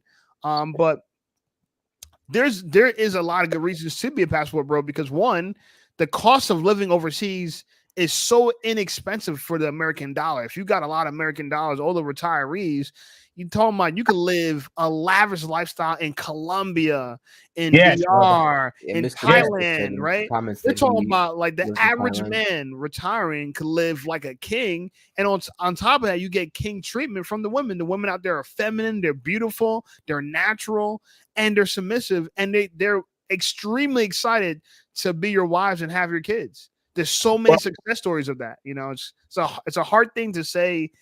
It's very attractive, I would say, for the average guy. Very, very attractive. I just like to travel and just meet people from like different cultures instead of just America, because you know, it's a whole it's a big world out there. It's not just because when I was younger, I was just like I really didn't go anywhere because I was kind of like poor a bit, and you know, once Right. I started working and everything, you know, exploring, actually getting money and traveling, kind of made me realize that there's a whole lot there's a whole lot more out there than just here. Well, you sound like my man from what's that brother's name? Not Average Man Unplugged, the other brother. He says so at the end of his videos, he said there's a whole lot more than dealing with this and whatnot. But anyway, so you saying, brother, that overseas, using the United States dollar, you get more bang for your buck? Yo, so I don't know if you know, but like, you know, In you Thailand can specifically. live like let's talk about Colombia, right? Yeah. You could get a nice apartment in Colombia for like 300 US a month. That's Like, crazy. And then you could get like we're talking about this one dude. He's his name is Cofield Advisors. I think he's like an accountant, but he's a black dude. He's an accountant. He teaches people about accounting or whatever. He pays like I think $1,700 a month for a penthouse that has rooftop pools and jacuzzis. Like Wait, it's a Colombia? penthouse. Yeah, in Colombia. Yep, a penthouse that has more than one pool and hot tubs. A penthouse, so it's the top floor. You know what I'm saying? In Colombia, like $1,600. So, and then on top of that, like you see Colombian women. Colombian women are very attractive women, and they you see, our women are self-serving. These women, foreign women, they serve you. Yeah. They were raised to serve you. I dated, my longest relationship was with a Puerto Rican woman. Shout out to her. She's still trying to get back with me to this day. I mean, we separated and she became a single mom. That's a long story short. But back then when we were together, we were living together for like 2 years. I remember I used to have company come over. I'm like, people visit me at my apartment. We had an apartment together. And they would come in and I'd sit down with them in my living room. And as we're sitting, she'd bring food. She'd bring drinks. After we finish eating, she'd clear their plates to take the dishes. You know what I'm saying? Give us like desserts, clear that, come back. And when she would leave after doing all that, people look at me like, bro, how'd you train her how to do that? I'm like, bro, I didn't train her. I didn't train her. They're like, how did you do that? I'm like, bro, she came standard that way. You feel me? Yeah. And she told me, she's like, since I was a little girl, I was raised to serve a man. They were training her from a young girl. This is how you serve a man and play. This is how you get them something to drink. You know what I'm saying? This is how you clean the house. I mean, bro, our place was clean, beautiful body, fat ass. Always wanted it. You know what I'm saying? I'm gonna keep it real with you. I ruined it because I got tired of sleeping with her because I was just tired of smashing a Puerto Rican girl 10 times a day for a year. You know what I'm saying? I didn't even want Puerto Rican ass after that. I was like, I don't want to touch another Puerto Rican girl ever again. Like, you know what I'm saying? I just stopped hooking up with her because it was overload. But when I first met her, it was like a dream come true. Right. But it's like the law of diminishing returns. You overdo something, you know what I'm saying? And you would exhaust all the benefits of it completely. So I exhausted that. And that's where our relationship had a downcline. So it was actually my fault. You know what I'm saying? Like I was too privileged. You know what I'm saying? I didn't know how to control it. I didn't know how to say no. So I tell people nowadays, like, if you're with a girl and you're in a scenario like that, don't hook up with her every day. Don't smash 3-4 times a day. Make it more special, and just enjoy the fruits, you know what I'm saying, of your relationship. But you know, a young man at 21, 22, you with a beautiful Puerto girl, it's designed for you to ruin that, right? You gonna mess that up. You know what I'm saying? So, but yeah. You know something? See, there's a part. Oh, man, I don't know. It's like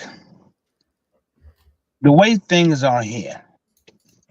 It's kind of hard for the sisters or the ladies in general not to take advantage of the corrupt opportunities that have been made to be at their disposal. You know, they get paid to be destructive. Absolutely. You know, so and celebrated. They get paid. They get celebrated. And celebrated. Mm-hmm. So I got a friend of mine. He married a Dominican chick from here, and things ain't going well right now. And I kind of warned him in advance. I said, everyone from your church is telling you the same thing, bro. I mean, she ain't the one, bro. Saying she ain't the one, you know. And he's a Christian guy and all that good stuff. And I think she sees him as being slow and weak and lame, you know. But you live and you learn. What this conversation is about, it's about men protecting themselves. We are behind enemy lines via the policies and the laws of the United States of America. We are behind enemy lines. And now we have taken up arms by way of knowledge to resist, to exist, to protect ourselves against, manipulation tactics, deceitful tactics. And brother, so I want to join in and second what you said. We don't have women issues at all. We're just no longer going to tolerate the crap that has been thrown in our direct without saying nothing. See, because if you know that someone is just trying to use something against you to manipulate you or weaponize something about them against you, and you don't say nothing by silent, you consent to it. So we're just speaking up. That's what we're doing. We're speaking up and speaking out. Okay. I recall back in the late 90s, the Mexican community, hundreds of thousands of them in Mexico, they had a mass rally. The child support system in Mexico was destroying them, and they wanted it to end.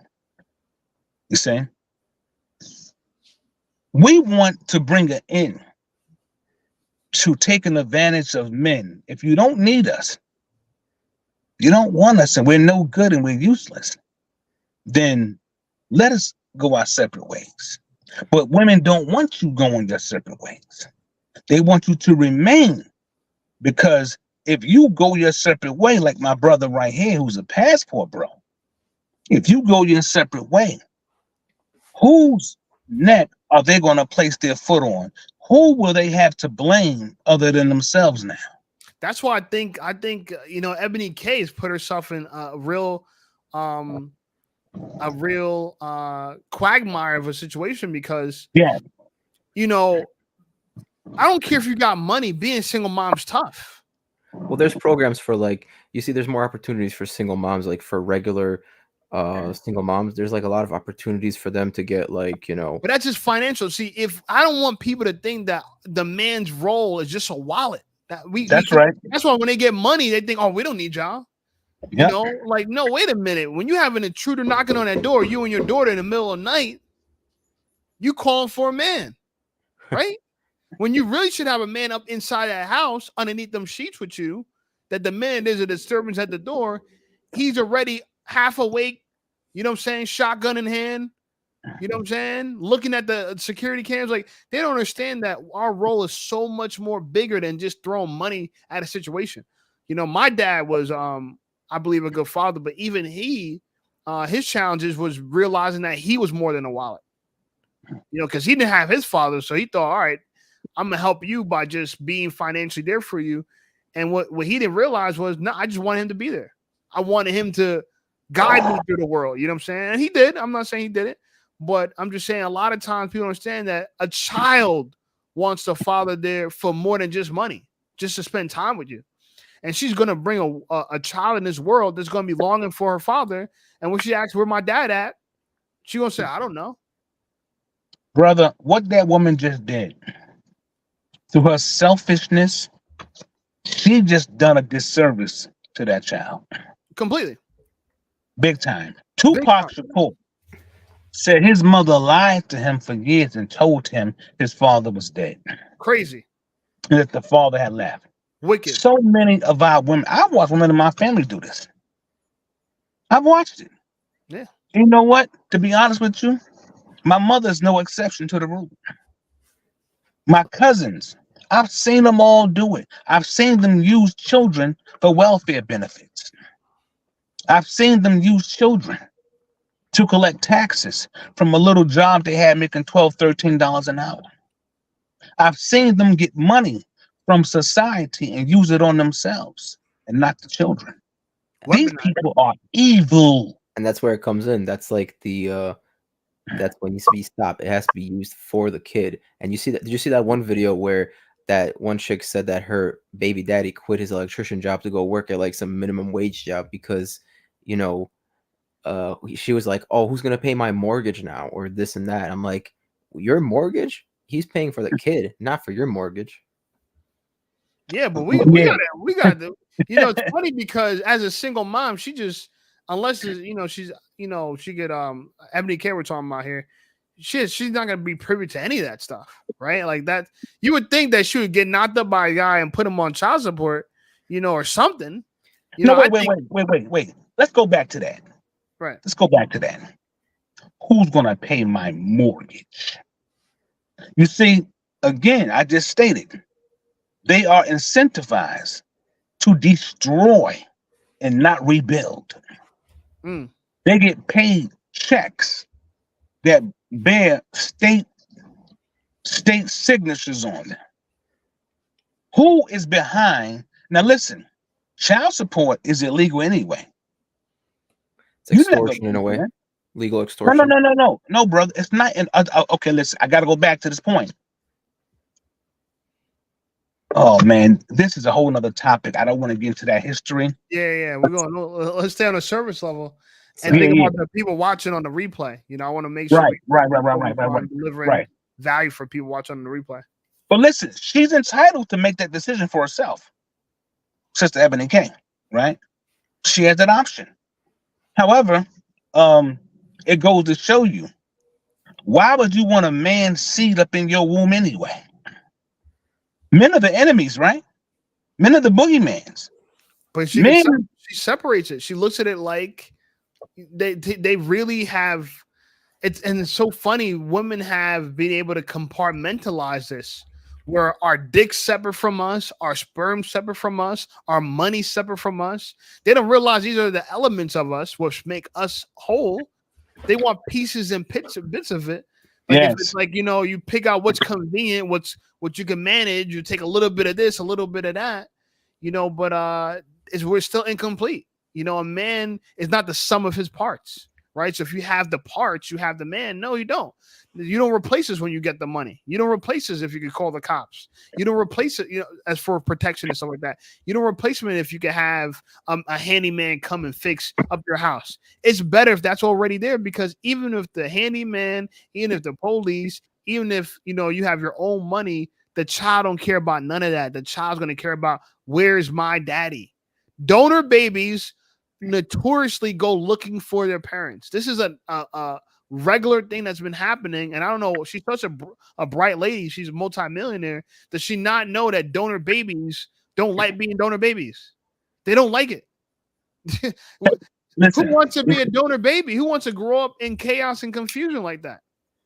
Well, so they're not concerned. See, they want these children to fulfill the void in themselves and to showcase something they're doing. When I had departed from a young lady just recently, right? She was trying to hang on. And I said, what are you trying to hang on for? mm. I love you, Roy. Stop, girl. Stop. I said, you know what it is? You want to hang on to me.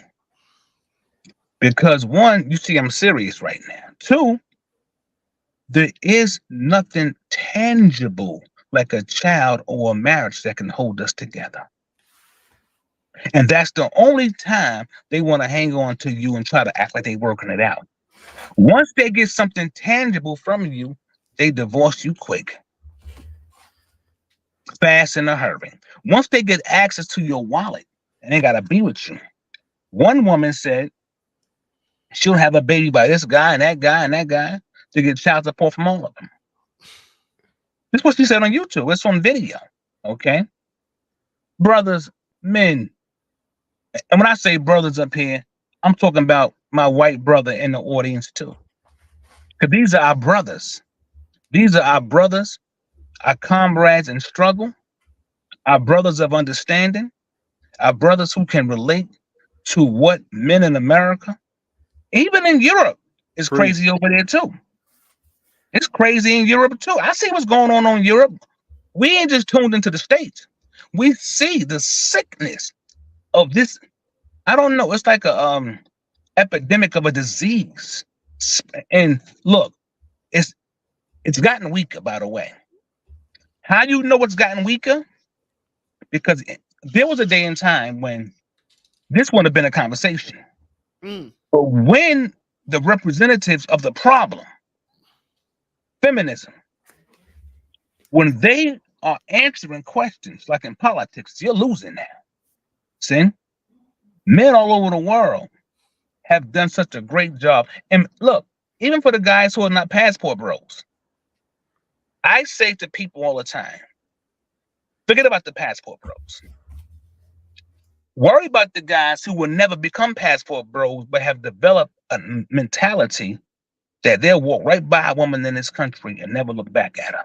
They're dangerous. Yeah, I want to talk about that because I think that's an interesting point, and then we're gonna wrap up the live. I personally have been abstaining from masturbation, alcohol, weed. I've been just on a complete, like, I don't need any codependencies on anything. You know what I'm saying? Good, brother. Good. And it definitely has changed my life. Now, I haven't done it out of the same reasons you might be doing it, but I did it just for myself to have autonomy, right? I want to feel like I am a sovereign man, right? I'm a sovereign individual. And so I needed to free all my attachments. I need to free myself of all my attachments. And I felt whole. I felt one. I felt that peace. But I won't lie. I got a date coming up on Sunday. You know what I'm saying? I go on dates with girls all the time. Live your life. I live with Hinge. I love Hinge. It works out very well for me. My question to you is this: what is your goal? Because I don't believe that you're just trying to spite women, right? I believe but I believe it could be taken that way, right? What is your goal abstaining from women? Because I think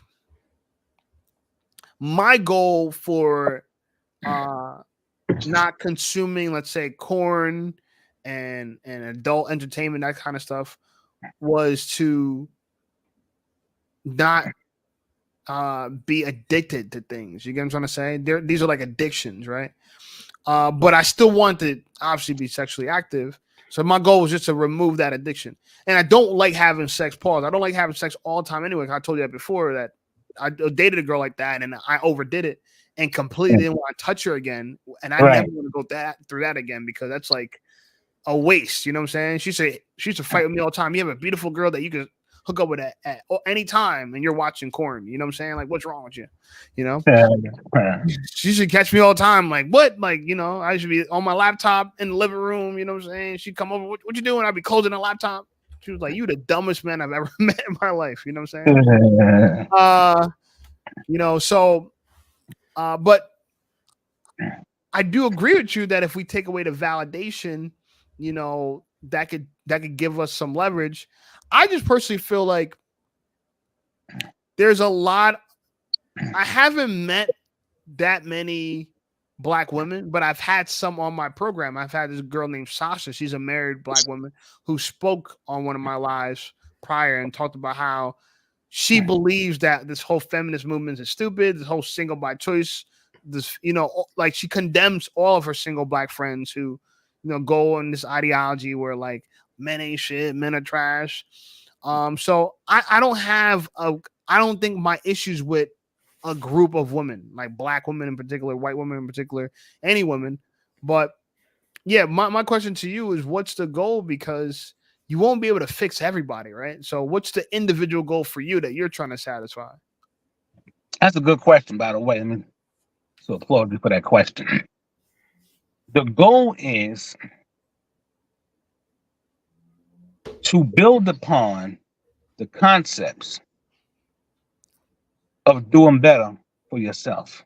The goal is to build upon a discipline that will strengthen a man's character, that he may prolong his life through self-preservation.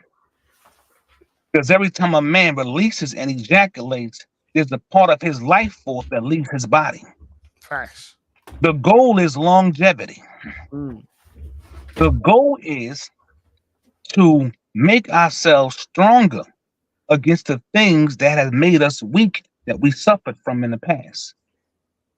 The goal is to bring about a new social order between men and women, that to weaponize your body against a man's attraction after he has gave you a compliment.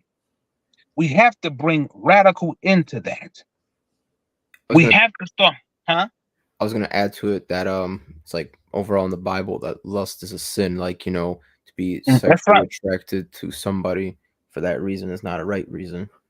That's right, brother. And you know, speaking of that too, in conjunction with the goal, one of the things that women never want to see a man reach the height of. He could be short, small, tall, rich, poor, broke. It don't matter. A woman don't want you taking your eyes off her flesh. It is a crime against her emotions, her psyche, her self-esteem, if you develop a discipline, not to attack her, but to strengthen yourself. You are not supposed to be able to think so strongly with your higher self. You're supposed to look at her and desire her so she can manipulate you at all costs. So if you can develop the tactic of sexual control and sexual discipline, which is actually a degree that must be taught more often, spoken about more. That's right. It's important because listen, our lack of discipline has made us simps by default. Good point. You You're avoiding the simps, the cucks, the modern day freaks that are a slave to their sexual drives. Yeah, we are here to build a noble and moral and spiritual character, so that we can spiritually emanate to high degrees of spiritual eminence. And when a man can control things that he lusts after, he starts to excel. See, the goal is to focus on your discipline, like they focus on their careers. You see, it's a very similar thing. I tell you what, let's take the Buddha. The man had it all, but he went off to become the enlightened one because he disciplined himself from all, he abstained from a lot of things that was physical and of material value. This is what makes great men great men. Abstinence from smoking, drinking. I don't smoke or drink, I'm saying to you. I But don't I drink do. at all. Right. Cool. Great. I'm saying. And by the way, let's not start. And if we do start, let's stop. Okay. Okay. Okay. So, we are here to make men of virtue, men of moral excellence, men of principle, not lames, not suckers, not simps, not wimps, not cornballs. We are here to make men into gods. There So was hold a that day. thought. Hold that thought. I said, hold that Right. thought.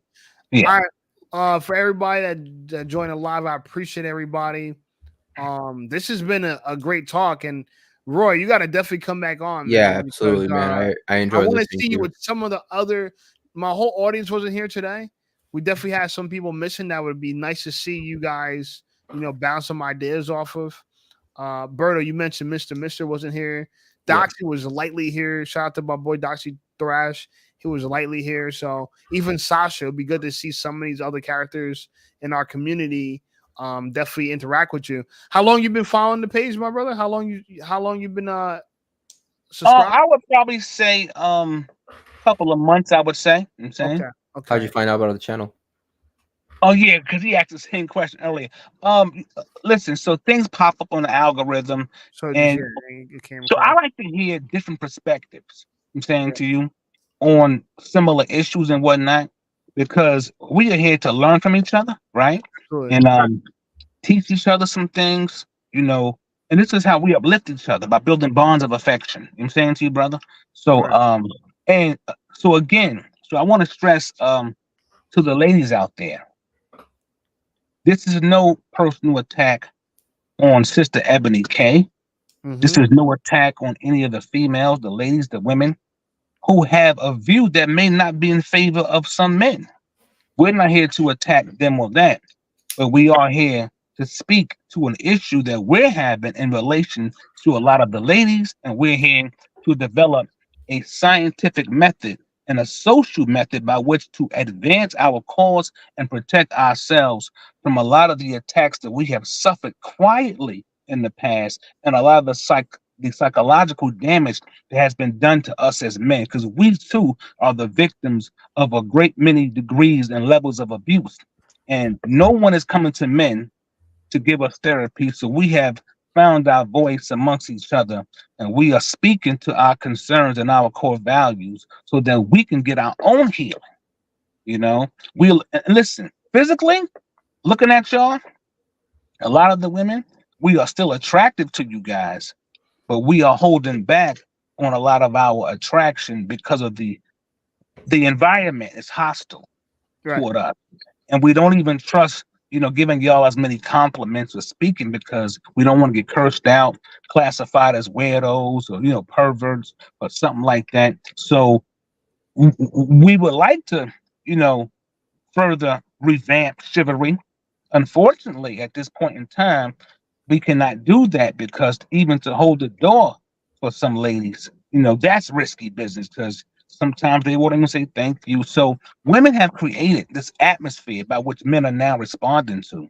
There was a day and time we would just keep quiet, want to have sex with you, spend money on you, take you out, blah, blah, blah, whatever the case may be. That's over, man. If you check out some of my I'm gonna end it with this because I definitely need to wrap this live up. But I appreciate you, Roy. I appreciate you, Alberto. I want to just give one more touch to that. Women don't respect men that respect them. And this is why a lot of times, men, we gotta not chase women, we gotta chase success and let women chase us. If you guys haven't seen, check out my Why Women Friend Zone Men series. It's a 5-part series at the moment. I probably might keep adding to that series. It'll tell you, like, bro, you know, the idea that you need to put a woman on a pedestal and be chivalrous to them is a lie. That's a way that they can control you. And when you do that, you know what I'm saying, they become your God. So no woman's on my pedestal. She's not on my shrine. I don't worship her. I don't bow to her. And if she wants to, you know, submit to my tutelage, she got to convince me. I don't got to convince her. No, they know, you know what I'm saying? When I talk to girls, I qualify them. They don't qualify me. That's right. I'm qualifying them. Is you worthy? You feel me? Is you worthy? If not, I'm out of here. Ghost, I won't even say anything. But Roy, Alberto, I appreciate you guys. Everybody join the live. Thank you guys. The next live is Sunday at 8 p.m. Eastern Standard Time. Everybody is more than welcome to jump back on. You guys, you know I've been dropping videos every day. I'm going to continue dropping videos 7 days a week. Please support them. The more you support them, the further we can get this message out there, and we can have even bigger live streams than this. But Roy, appreciate you. Alberto, I appreciate you. Great chat, Dream, man, we out of here. And I'll talk to you guys soon, man. Everybody, have a great night. Sayonara. Peace. Right.